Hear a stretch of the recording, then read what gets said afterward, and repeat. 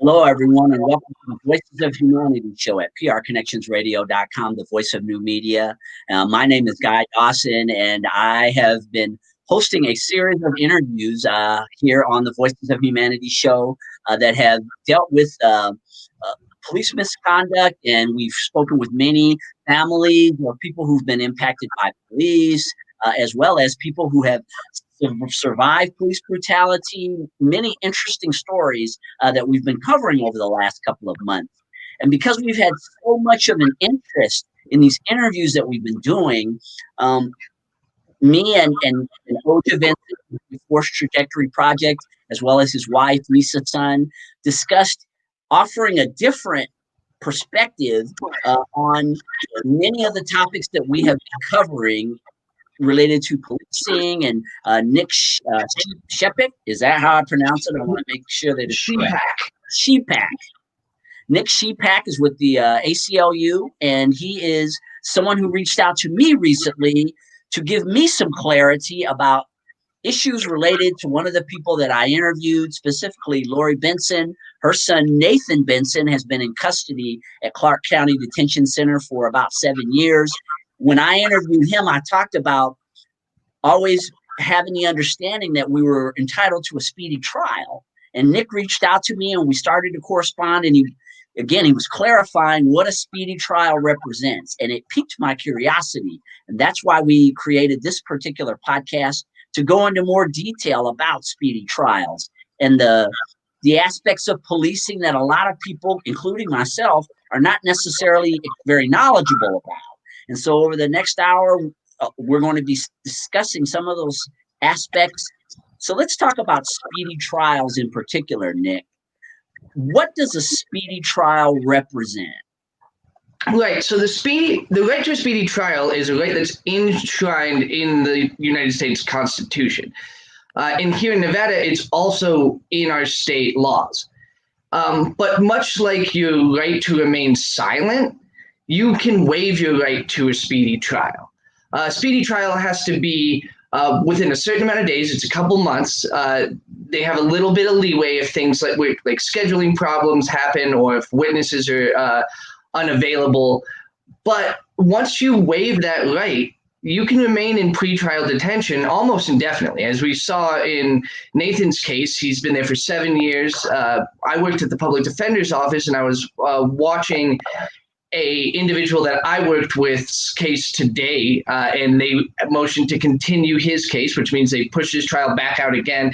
He's been in pretrial detention for over 3 years at this point.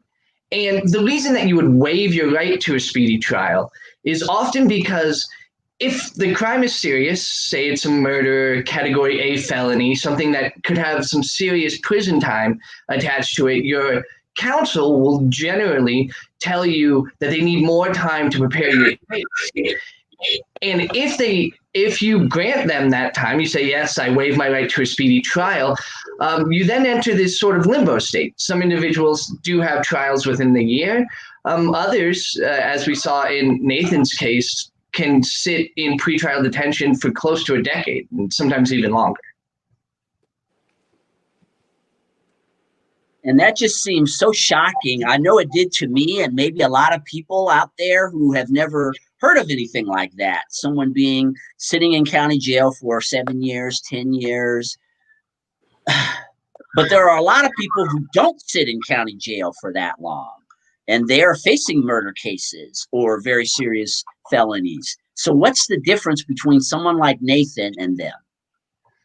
So it really comes down to money. Now, for certain individuals, they can deny any amount of bail, but almost everybody has bail. The more serious crimes, the more money it is. It can be millions of dollars. As we saw in the case of the officer that killed George Floyd, he had to pay over some $1 million, which he was able to raise in order to be released on bail, on a bail bond. And what we find is that many people just don't have the money, especially people who suffer from mental illness and who are often the ones being the most policed. And if you don't have the money to make your bail, well, you just have to sit in detention until it is time for your trial. And so basically the state is paying. I mean, I know one of the things I've heard is how expensive it is to house a prisoner. I mean, what is it, 50,000? I've heard $40,000-$50,000 a year to house a prisoner.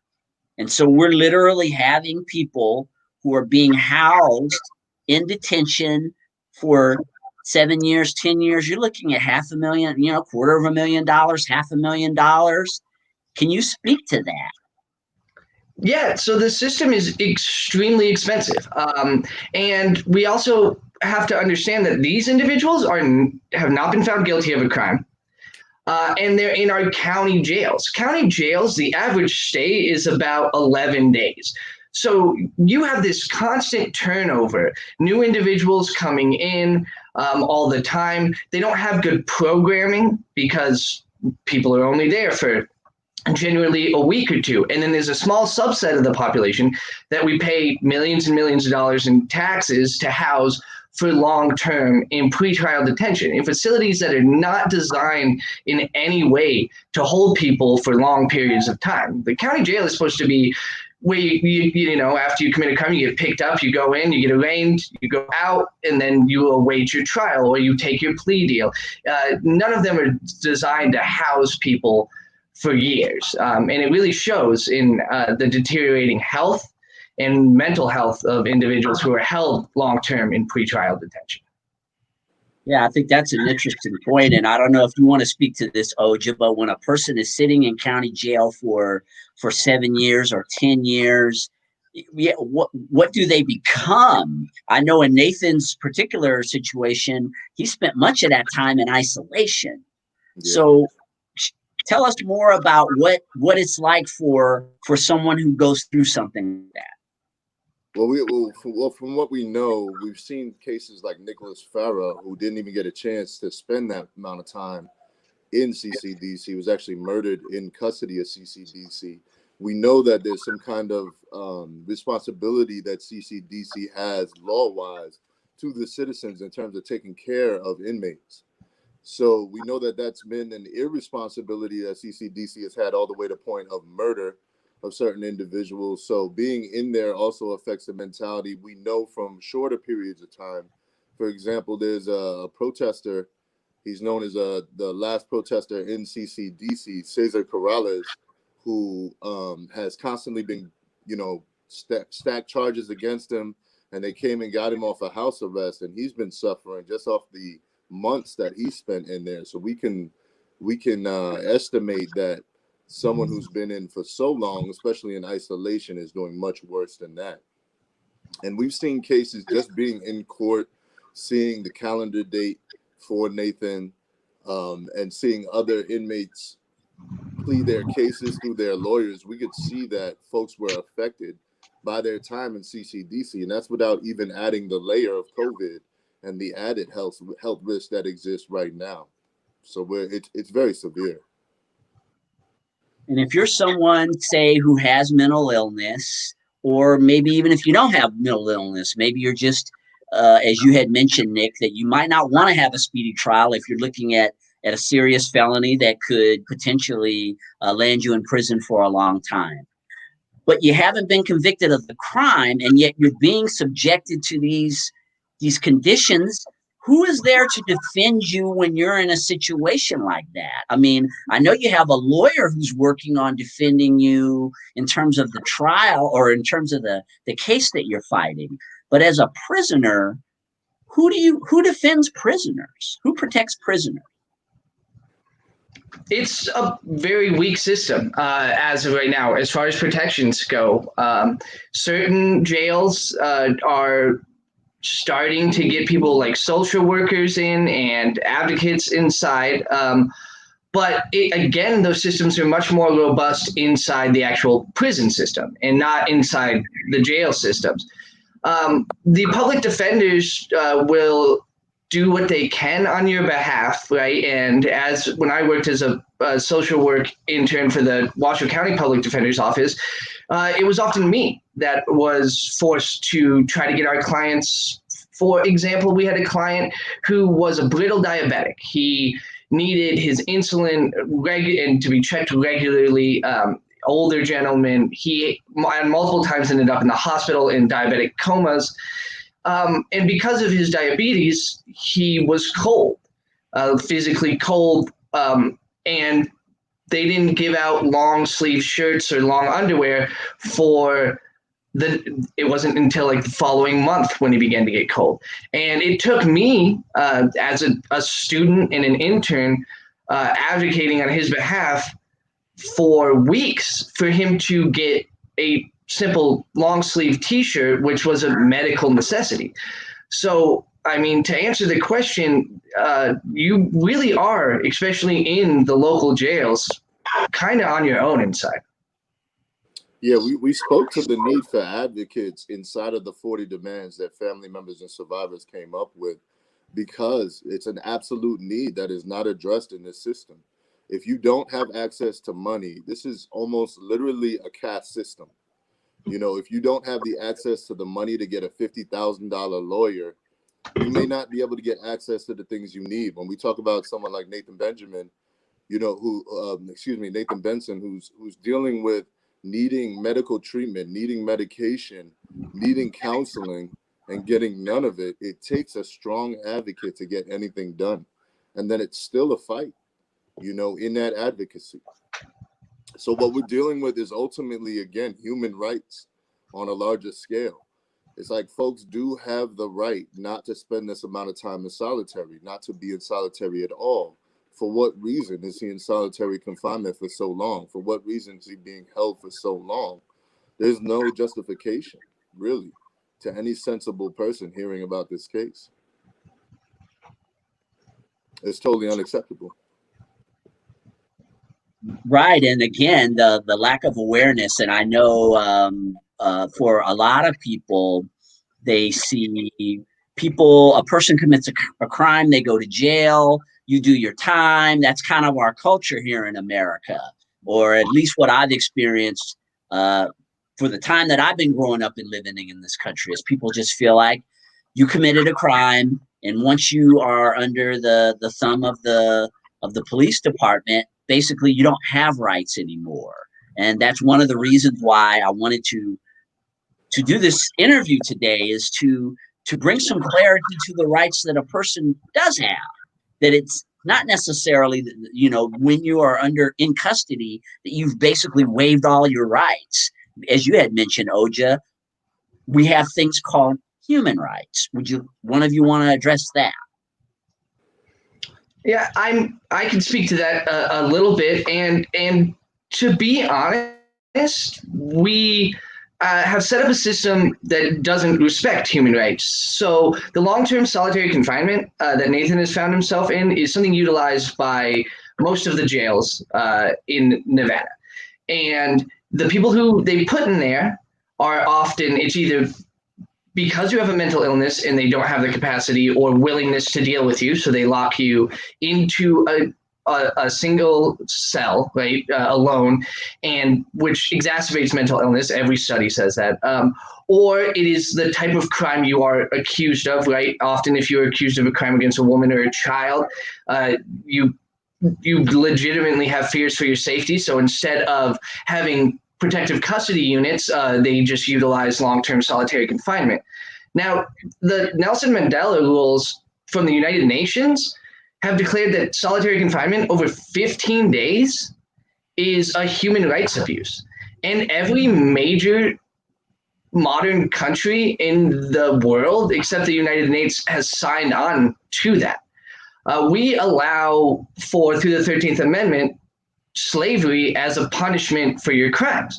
The rights that you have when you are not in jail or prison do not follow you into, and the systems are designed to strip you of almost all those rights. You don't even have access to ample amounts of toilet paper or soap in the Department of Corrections. You have to buy those things if you want enough to make it through. So, I mean, we're not feeding people at adequate levels, right? So, I mean, really, the rights you have are that they will try to not let you die, and they fail at that quite often.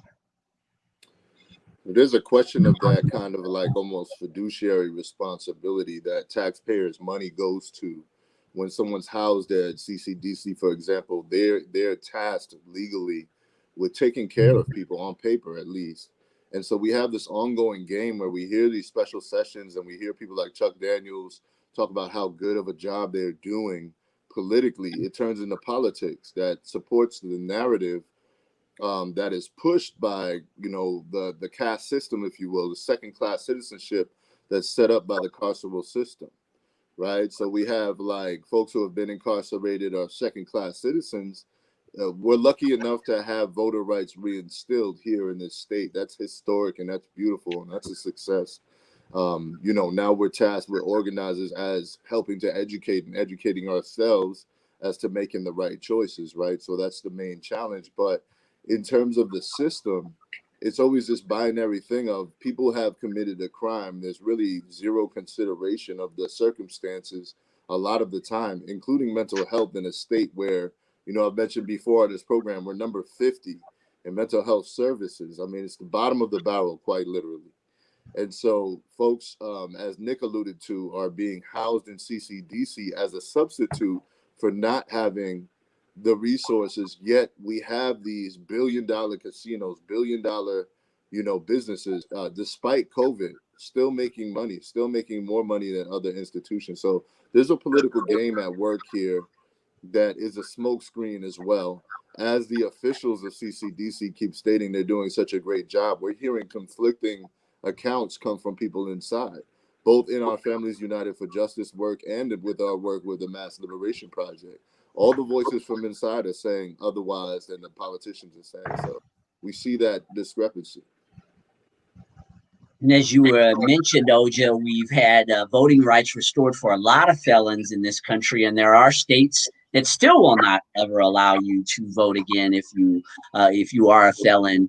So we know that there needs to obviously be some type of reform, and of course, you've got a system that is not very open, although it's been shown that there is the capability of reform in the fact that voters' rights have been restored for a lot of felons. But when it comes to this human rights issue, what is the course to take to start to address the lack of human rights for prisoners?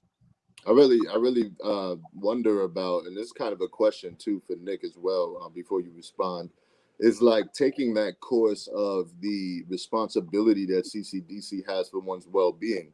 Like, how could they possibly say they're taking care of Mr. Benson's well-being when he's still walking around with the catheter from being shot, when he's not getting the proper medication, when he is in solitary? So I think maybe if we take that approach and look from the point of view of the actual responsibility CCDC has to citizens, even incarcerated, and going forward from that point would be one of the focal points, I would think. And to add to that, so in my personal life, I am a prison abolitionist at heart. And I always say that starts with prenatal care and education, right? So and I can use an anecdote to illustrate this. When I worked at the public defender's office, I had the opportunity to meet with dozens of women who were held pretrial. I interviewed them. I found out their life stories. That was part of my job, was to figure out, what are the circumstances surrounding this arrest. 100% of the women that I spoke to were victims of sexual violence at some point in their life. And the vast majority of men I worked with, I'd say close to 80%, had serious trauma in their life. Abusive fathers, they were in and out of the foster care system. And so when we're looking at how people are ending up in these jails, like, we can't reform these jails to do a good job at taking care of mentally ill people, because that's not what jail is for. The jail is the end point, and the only people who should make it there are people who willfully and knowledgeably commit a crime. But what we're finding is that we're not providing education. at a high level. We're not providing any mental health services. We don't have a good social safety net for when people fall on hard economic times. We've criminalized drug and alcohol addiction instead of treating it as a behavioral health issue, which it is. And so the people who are filling up these jails, and the jails are completely full, they have very little capacity, are people who the system has failed, usually failed since childhood. And so if we want to talk about how we reform the criminal justice system, it starts much before the criminal justice system. It starts with early childhood education and making sure that mothers have the right prenatal care. It's building these healthy communities so that jails, if they are to exist, can serve the purpose that they were designed for, which is to temporarily take people who are a danger to society off of the streets. And right now, they're just warehouses for people who have behavioral health issues and untreated trauma. And Oja, I know being affiliated with Families for Justice and all the work that that you and Nisa and many other people do, you are encountering a lot of people who would probably fit the description of what Nick was just talking about a second ago, with the long histories of traumatic experiences, addiction, and everything that comes with that. Has that been your experience? Is that the people who end up connecting with you come from those types of backgrounds? Well, I think it's a reciprocal effect, right? I mean, the moment the impact takes place of somebody being incarcerated and breaks a family in a certain way, without the apparatus in society to hold space for the healing and nourish that and support that, we see residual effects. So a lot of times families that have suffered from murder at the hands of the police and harassment, then suffer from, other people getting locked up, being in and out of prison, court cases drag on and on, so jobs get lost. We often look at the fact that a lot of the families we work with are the more motivated families, the luckier families, if you will, because the reality is those who are in obscurity are the majority a lot of times. A lot of our houseless population are family members of folks who have been murdered, who in some way mentally cracked without services. Again, look at a state like Nevada, number 50. You end up houseless, and then that's criminalized by the recent ordinance. Where does society turn? This is really an inhumane type of society. So we have to chip away. And our methodology is really just amplifying the stories, really just trying to bring people closer to the source in terms of how you can end up one day, you're operating as a productive part of society. The next day, you've lost a family member. Mentally, you're falling apart. You lost your job. You're spending too much time in court.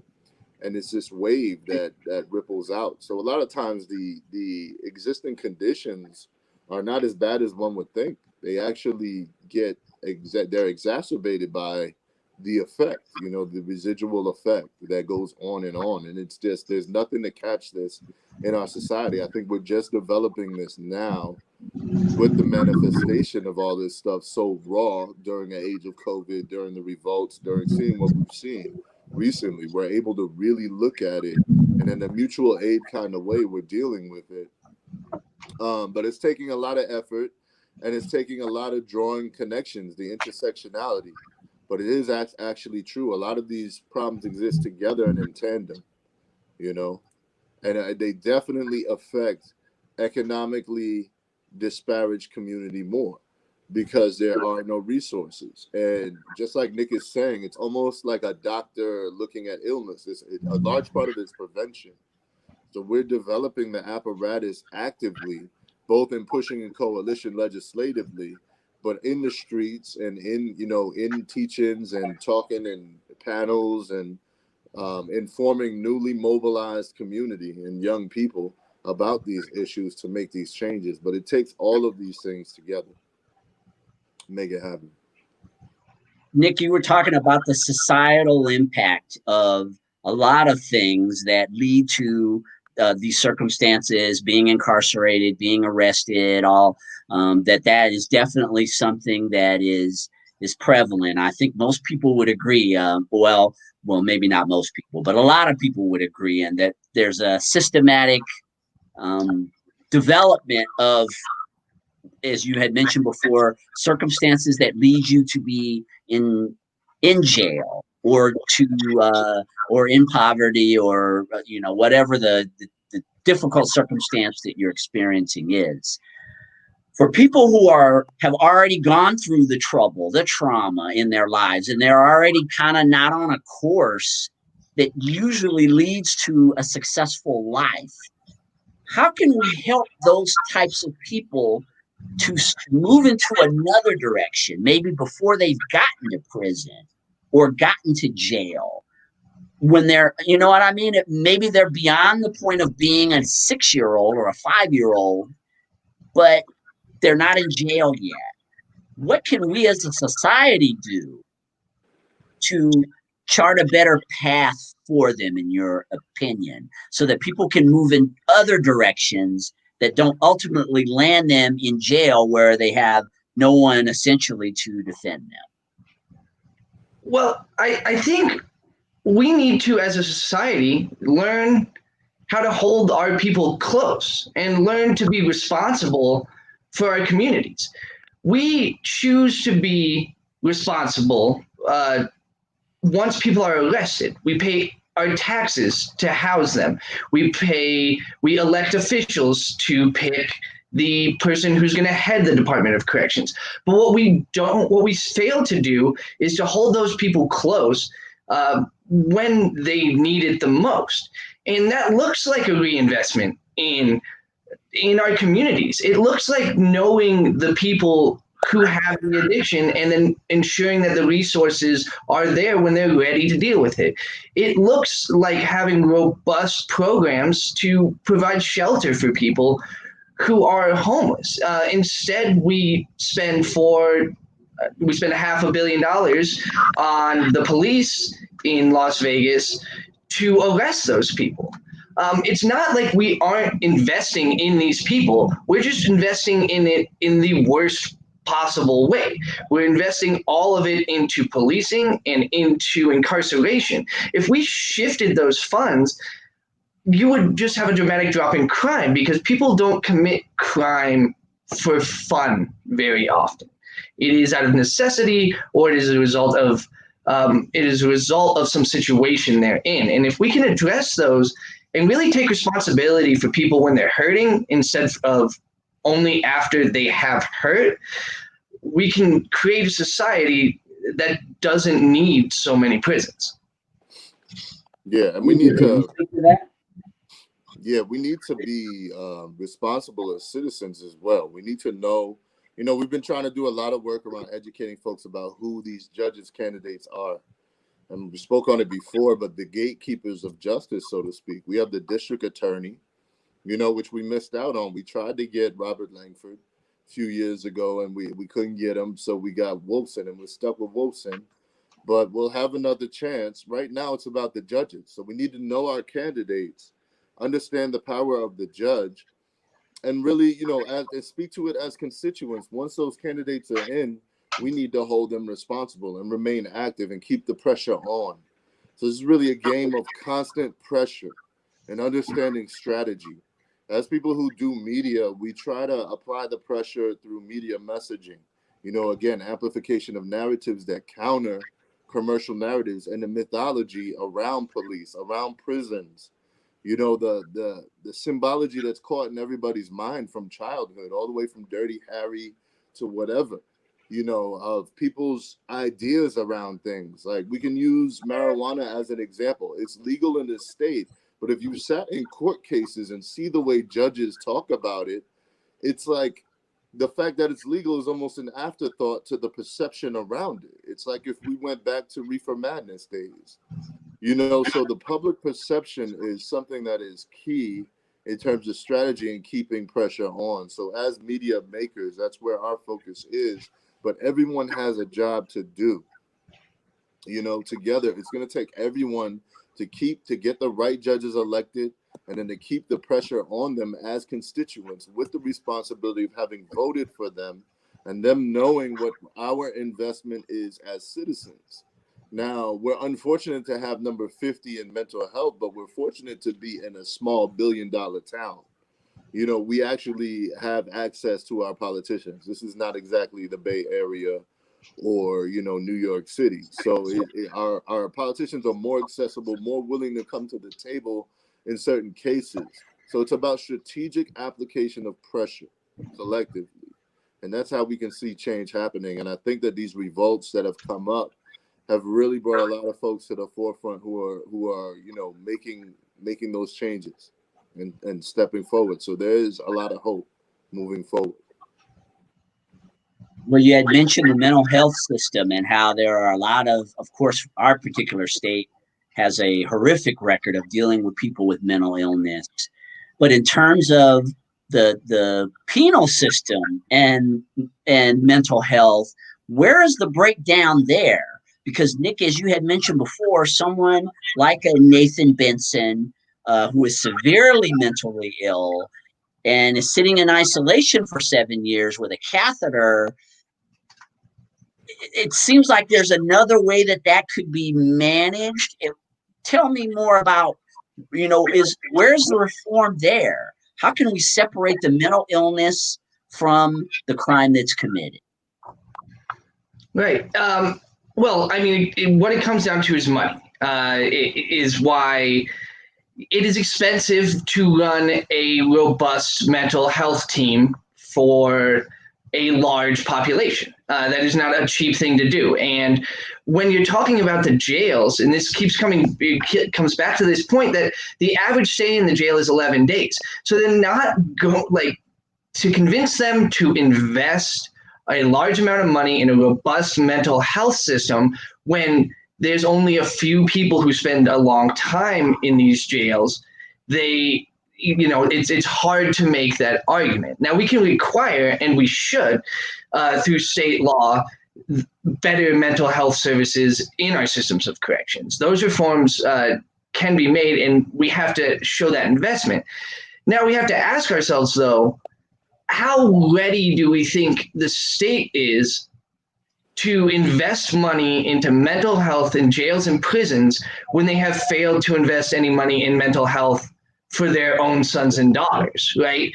This problem is a larger one, and we were making steps in the right direction prior to COVID, and we were allocating more of our budget to some of these mental health services, but all of that got slashed in the special budget session, right? And so, I mean, the reforms are possible, but it costs money. And if you go to the state legislature right now and tell them you want to spend money, they're going to just tell you they don't have it. Well, Nick, you're with the ACLU, and we hear about the ACLU quite a bit. Will you share with everyone the role that you play in all of this? Yeah, so I specifically am a policy fellow right now with the ACLU of Nevada. My focus is criminal justice and police reform. I'll wear a few other hats. We don't have a huge office here in Nevada. We are split between the north and the south. I'm in the north because we're closer to Carson City, so I'm in Reno, Nevada. What the ACLU does is a multi-pronged approach, right? We are part law firm. I'm not a lawyer. I'm a social worker by trade. But there's a law firm that will sue, usually in larger suits that will lead to more systemic change, right? We don't take on individual cases. And then the policy work we do is we work with organizations like Force Trajectory and OJA, as well as many other individuals to protect the rights under the Constitution for everybody, right? So we have a large, robust LGBTQ program, but my specific work is to focus on policing and criminal justice reform. I do a lot of work on solitary confinement here, right? We really are hoping in the next 5 years or so to outlaw long-term solitary confinement like they have done in Colorado, so that individuals like Nathan are not subjected to this practice. Right now, they can do it though. And while it's widely agreed to be a negative practice and nobody really likes it, it is within their legal rights to hold people indefinitely in the county jails. And how do these partnerships work with you, Oja, with Force Trajectory Project and Families for Justice? How do the two of you work together? How does it benefit the impacted families that your organization works with? Well, there's always power in numbers and collective experience. So working with the families to really cultivate narratives that cover commonality and then procure things like the 40 demands has been really helpful for guidance for anyone who really wants to make the changes, because it has to come from the directly impacted. You know, there's that famous saying from Leela Watson, the indigenous Australian activist, who talks about it. If you've come, you know, if your liberation is not bound with ours, when you've come here to try to save us, then you're just part of the problem, basically. And I'm paraphrasing, but that's how we kind of move off of this, is that the directly impacted folks have to be leading. So with Families United for Justice Las Vegas, this is about local families who have all had interactions, a lot of them anyway, with family members and survivors who have interactions with the DA, with the court system, with having a defense lawyer, with the back and forth from court and the harassment from Metro, with the commonality in media coverage and complacency to the so-called official narrative, which is cultivated by the police most of the time. Like, if we haven't done press conferences recently, then we've only seen press conferences coming from the police following an incident. You know, so really taking control of it with the guidance of the family members is invaluable to the whole movement. Because if we know what folks are experiencing day in and day out, when they wake up with this and go to sleep with it, like, we can put it down. We don't get an opportunity to put it down often, but we can put it down sometimes. But when you have a family member who has been murdered and you're experiencing the harassment, when you're experiencing the character assassination on top of the literal assassination, when you are the family of a survivor like Lori, whose son is in solitary confinement, and in your imagination is his suffering with this catheter, with this condition, with this mental illness, it's unimaginable, you know? So we only can be humble and take the guidance and think about what skills we have and what communication skills we can gather together to produce in order to further the cause of human rights where we're at, you know, because we know that even the civil rights can be rolled back. If we look at the Voters' Rights Act, for example, and we're going through a lot of those challenges coming up here, right, in election season. We're having a lot of obstruction to voting, for example. We're having a lot of question and confusion around mail-in votes and certain states, you know, within a certain number of days now. I think Wisconsin's 3 days. So I'm using this as an example. But when we look at a civil right that's been rolled back, this is why, you know, as Malcolm had alluded to in Ballad of the Bullet, we really want to pay more attention to the human right factor of it, because if we can look at the hypocrisy of pointing to other countries and saying this or that is against human rights, and then doing that ourselves in our own country, in our own state, and we really have to take a good look at the subject, you know, because we end up talking about and advocating for everyone's children, everyone in the society. And that's the strongest part about Families United for Justice Las Vegas, is that there's a clear acknowledgement that more than not in that group, folks are fighting for everyone in the society. And we're looking for legal precedents that can be built on to ensure the human rights of everyone in the society. And police reform, of course, is something that's in the headlines every day. And I know that police reform is something that has been discussed for many years, but now it's a headline grabber. Traditional media is really focusing. People are very divided in terms of their thoughts about should it be reformed, shouldn't it be reformed. Nick, as a person who spends a lot of his time studying police reform, learning about the ins and outs and the nuances of it, what do we as citizens, what do we need to know about the necessity of police reform? Well, I think, you know, and you're right, there's a lot of fear that is driving this argument on the other side, right? That reforming police will lead to lawlessness. And what we need to understand as a society is that when we're talking about police reform, when we're talking about defunding and we're talking about reinvesting this money, what we're asking for is for people to be policed in the manner that I was policed when growing up in a white neighborhood in South Lake Tahoe, right?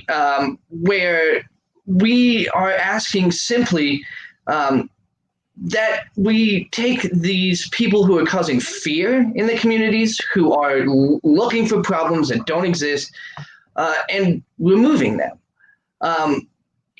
We are not advocating, in the most part, to completely eliminate any type of law enforcement, but we are asking everyone to look at what it means to be policed and who can be handling these calls.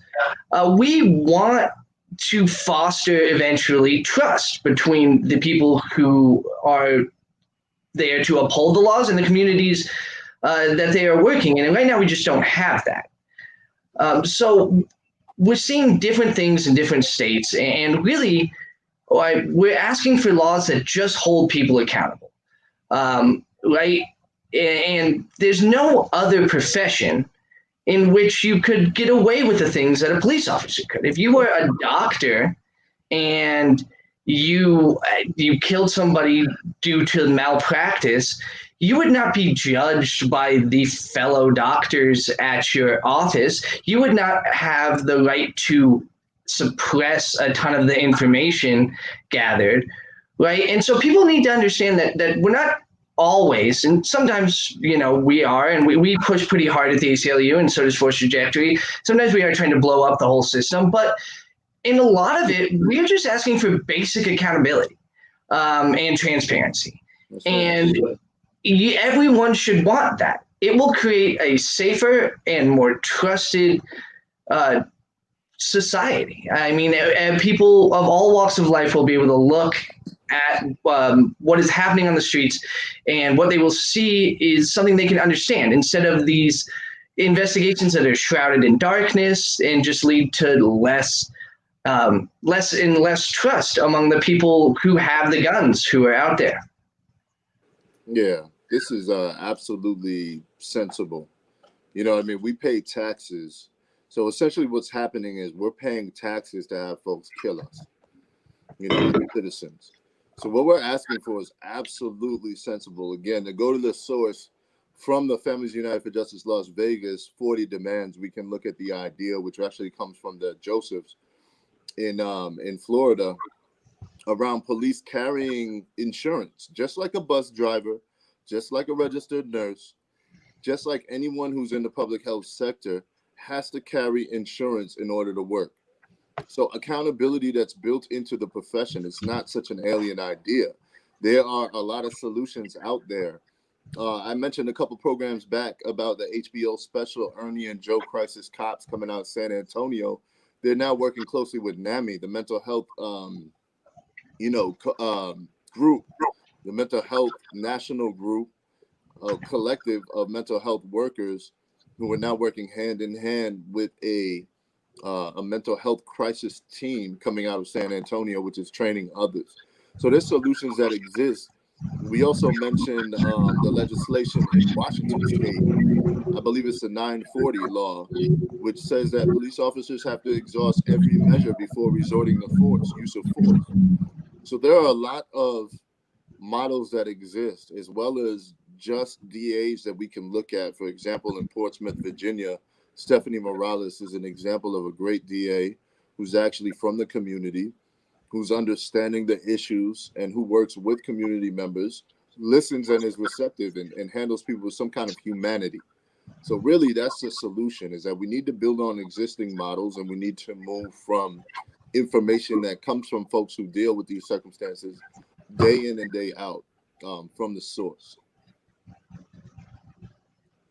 And in terms of the reform that you both have talked about a few over the last couple of minutes, are there politicians who, because it's all politicized, we understand that that this is a political football on both sides.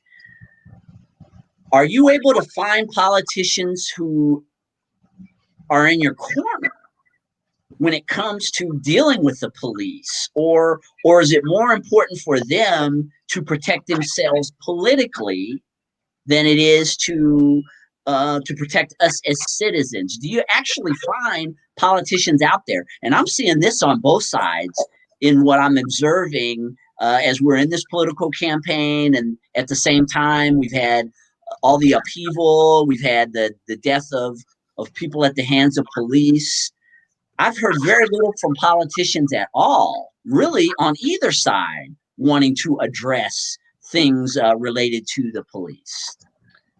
Sure. If you do look at, so the BDRs for this next legislative session, which is the bill draft request, these are what will turn into bills and maybe pass into laws, have been dropped.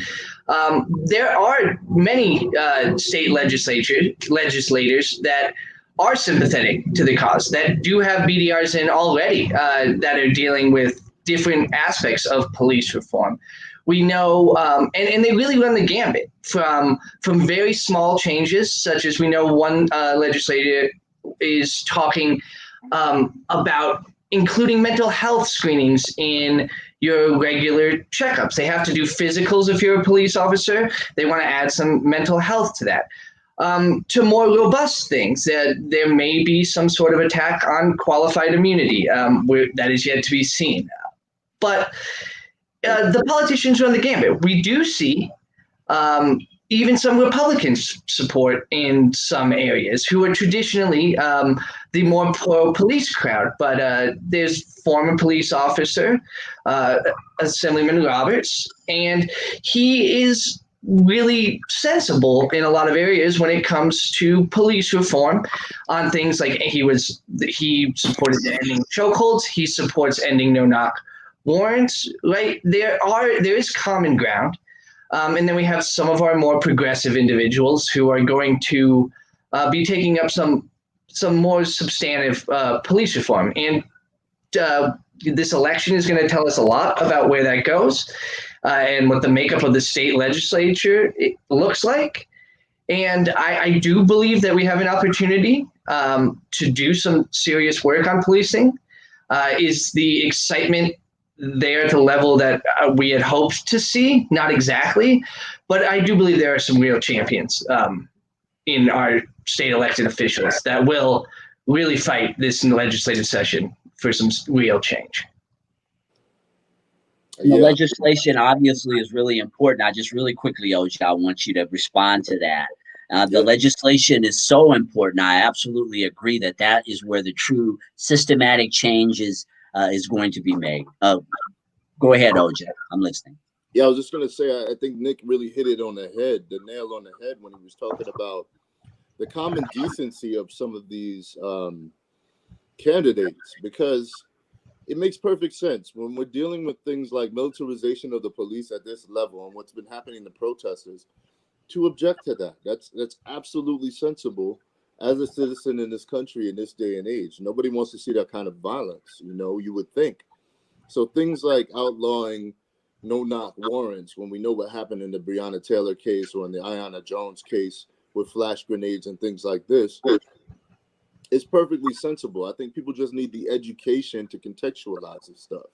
When we talk about things like the National 1033 program that keep military arms coming into the hands of police, or some of the things that are coming from training from the Israeli government that go in both directions, that Metro is directly involved in, we contrast that to self-celebration with October 1st and how folks are dealing with policing. If we give the public enough material, they can really see what's happening. So a lot of this stuff is just sensible, and our candidates that are about common decency and equality and justice are the ones we want to support. So when we talk about candidates like Ozzie Fumo for Supreme Court, these are the type of guys we want to put up there because they've shown the work that they've done in community. I mentioned earlier Robert Langford. If you ever came back into the political spectrum, these are folks that we would support because they do a lot of pro bono work. A lot of the folks within these lawyer collectives we're building coalition with, NACJ and others, ACLU, these are folks of integrity. So the candidates that we see who are in their positions that are moving with integrity, those are the folks we have to support, that have shown, whose track records have proven. You know, Jasmine Lilly Spells, BTH, folks of these capacity that come from the community, who will do right by the community, who have the same kind of problems with the inhumane system that we do. You know, this is interesting. So many people talk about the political system, and especially in terms of voting for the president of the United States, and how the electoral college is there's a lot of real challenges with the way that it is structured. But in terms of not voting at all, when people say, I'm just not going to vote and it's not going to make a difference whether I do or not, maybe you believe that at the national level. But in terms of what we're talking about, the judges within your state and the people who end up sitting on the bench and the legislation that comes across their benches, you not voting or voting for someone can definitely have an impact on the reform of the penal system or policing.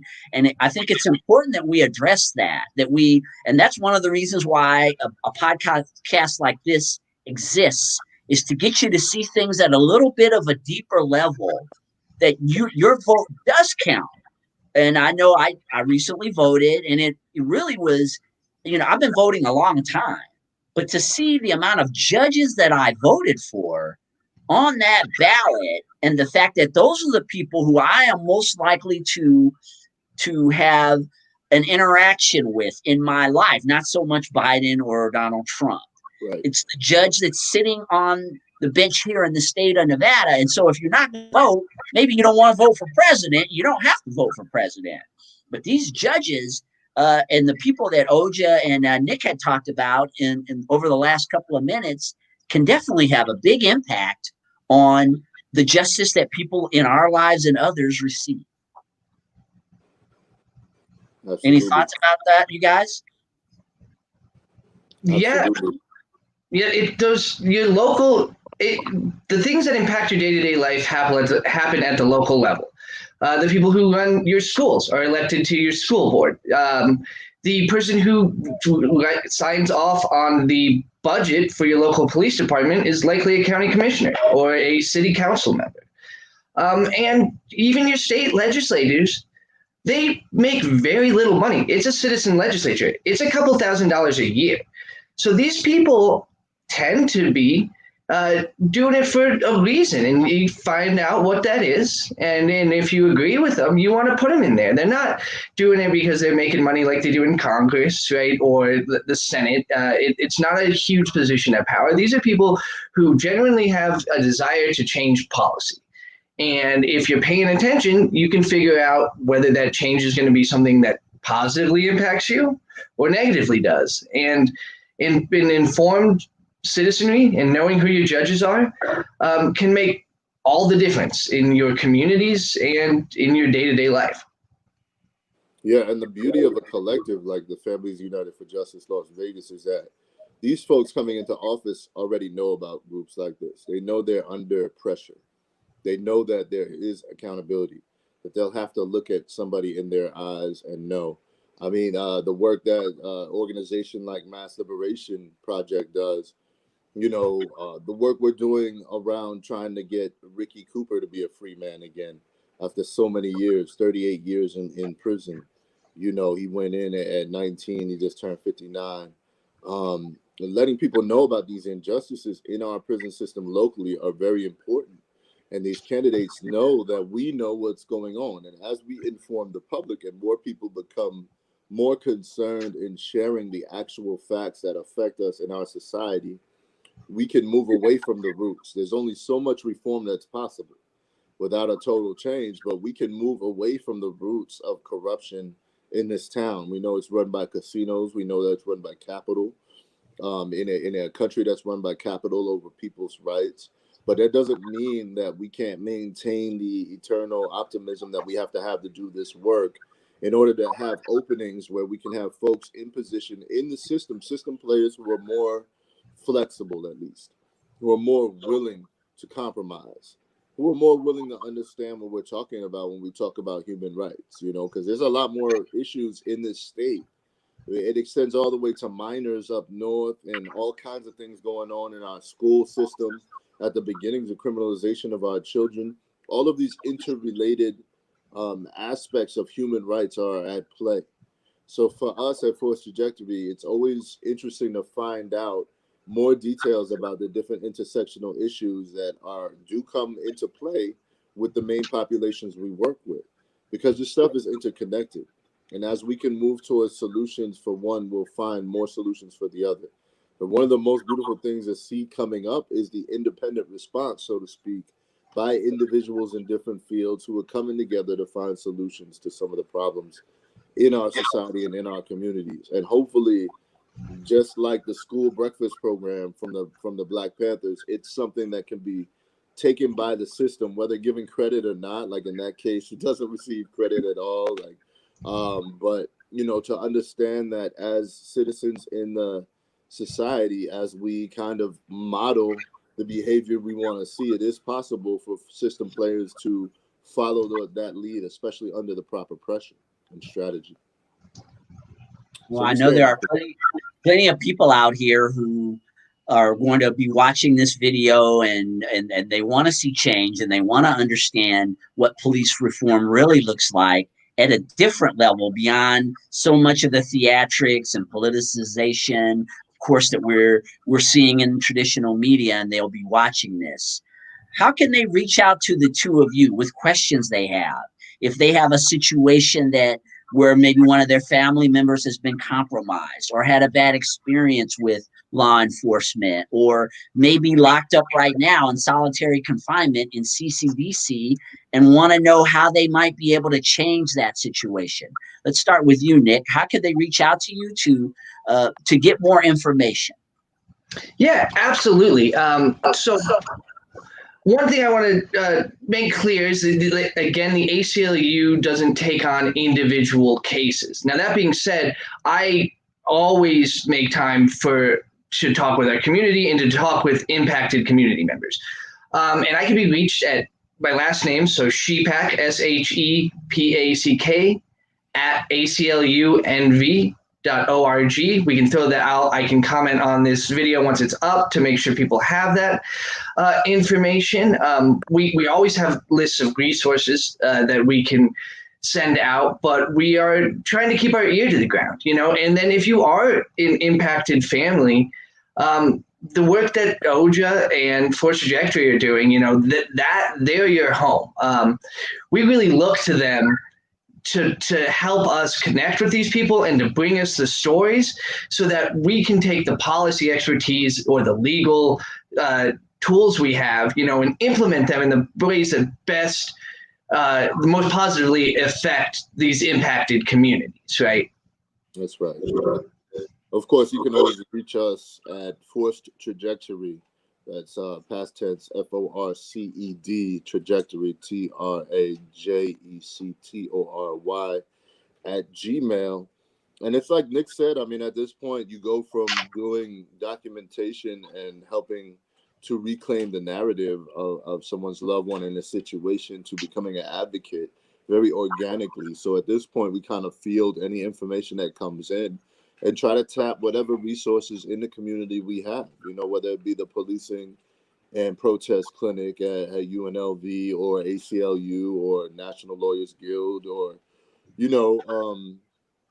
it could be a number of things depending on the circumstance. So definitely reach out. If you're out there, it's like Christina said a couple of shows ago, that we know that people are watching, that there are situations that are intimidating. We're actively working on solutions in coalition. Again, I mentioned the Mass Liberation Project.